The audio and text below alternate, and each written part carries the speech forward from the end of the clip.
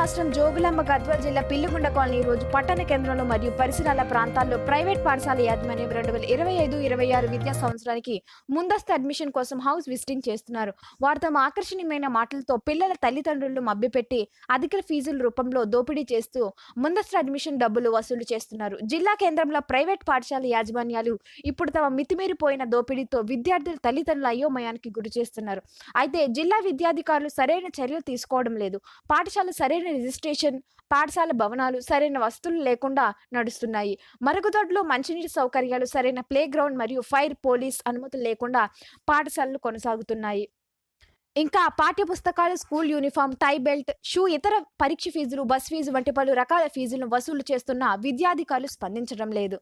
ఇలాంటి పరిస్థితుల మధ్య ప్రజలు మండలం మరియు జిల్లా విద్యాధికారులపై తీవ్ర ఆరోపణలు చేస్తున్నారు. రాబోయే విద్యా సంవత్సరానికి విద్యా హక్కు చట్టం ప్రకారం సరైన చర్యలు తీసుకోవాలని వారు కోరుతున్నారు.